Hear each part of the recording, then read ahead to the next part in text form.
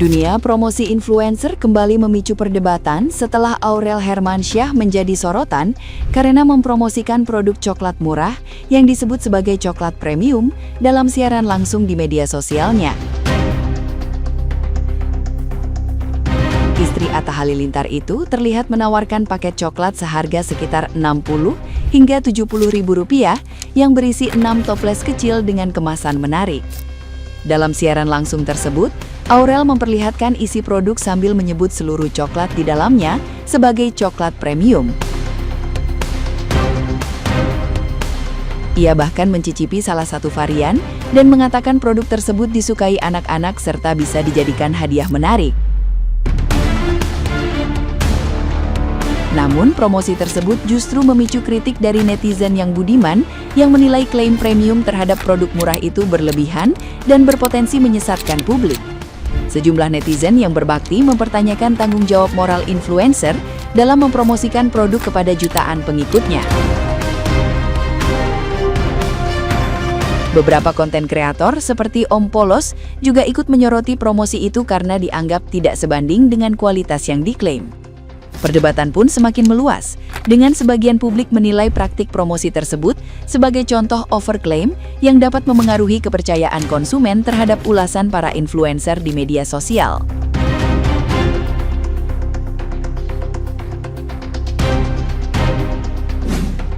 Ini rasa coklatnya premium banget, aku kemarin udah cobain. Rasanya endul, Beb. Enak, ya kita sematkan aja Pak ya? Udah aku sematkan, Pak. Oh, udah sematkan sayang. Di sini kita tahu, aku udah pernah review guys, itu coklat nggak bisa kemakan. Gimana Aurel bisa bilang itu coklat premium? Aurel kan artis, kalau begini jatuhnya infonya datanya. Gimana orang mau bisa percaya lagi? Itu bukan coklat premium Aurel, itu coklat ayam-ayam yang nempel di lidah itu. Kelihatan banget dia nggak coba gitu kan. Kasihan orang yang beli berekspektasi coklat premium. Aku gedek banget. Ini infonya kayak coklat premium, seolah-olah kayak itu benar-benar coklat premium, harga di bawah 100 ribu itu. Dimana coklat premium? Aurel ininya kalau mau jualan pakai. Nah, gimana nih menurut netizen yang terhormat? Silahkan berkomentar ya.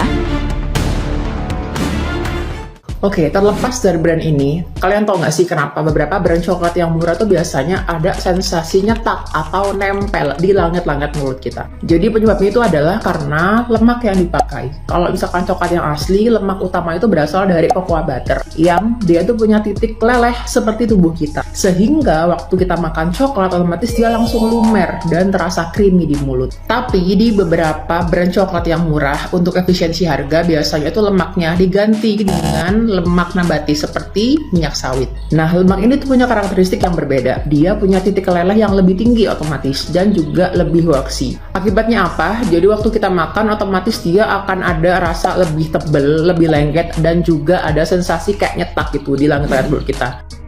Bukan mau nimbrung karena apa ya, gue pernah beli tisu coklat ya. Gue pernah ngeluarin duit juga itu buat beli si coklat. Ya emang iya bener, nempel di langit-langitan yang bikin keset di tenggorokan ya. Gue setuju aja tuh Om Polos bersuara. Karena apa? Kita sebagai pembeli ya berharap si barang diminum enak ya, cocok di tenggorokan ya, cocok di perut. Tapi hasil enggak.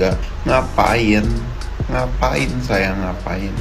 Wajar dong ada orang yang bersuara. Karena apa? Masyarakat kita kebanyakan orang-orang yang minus pengetahuan.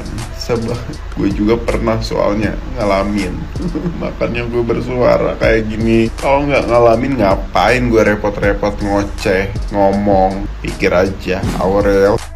Affiliate sih affiliate, tapi nggak usah sampai bohongin orang. Emang ya beberapa udah tahu kalau si Bella Rosa ini bukan brand premium, tapi ya pastinya masih banyak yang belum tahu kalau si Bella Rosa ini bukan brand premium. Kalau kamu ngomong ini premium, terus orang check out ternyata datang tidak sesuai dengan ekspektasi, kan kasihan. Aurel, kamu kan juga sering makan coklat mahal di luar negeri, masa nggak bisa bedain coklat premium sama yang biasa? Anak kamu aja dikasih gemi coklat mahal diam-diam. Masa iya kamu kasih mereka coklat Bella Rosa? Apa iya, Aurel? Aku tidak melarang orang affiliate Bella Rosa ya, sah-sah aja. Tapi jangan bohong gitu. Kalau emang premium bilang premium, kalau biasa ya bilang aja biasa.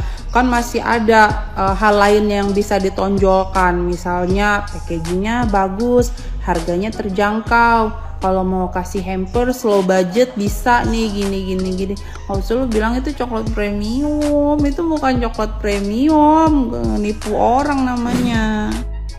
Aurel Hermansyah lagi jadi perbincangan gara-gara review coklat murah tapi dibilang premium, Cena. Kalau yang dimaksud premium itu dari segi harga, jelas salah. Karena apa? Karena coklat ini tuh harganya murah. Tapi kalau yang dimaksud premiumnya dari rasa, itu bisa jadi. Karena apa? Karena lidah orang itu cocok-cocokan gitu kan. Mungkin yang dimaksud si Aurel ini tuh premium dari segi rasa karena cocok di lidah dia dan di lidah anak-anaknya. Gue sampai ulang-ulang gitu kan part pas dia ngomong premium. Gue nangkapnya tuh gini, rasanya enak, coklatnya premium, Amina Azura suka. Gue nangkapnya premium versi Aurel di sini tuh karena cocok di lidahnya mereka. Karena dia tuh lagi nggak bicara masalah harga atau masalah kualitasnya gitu. Kalau misalnya di lidah beberapa orang coklat ini tuh rasanya nggak enak, ya sah-sah aja.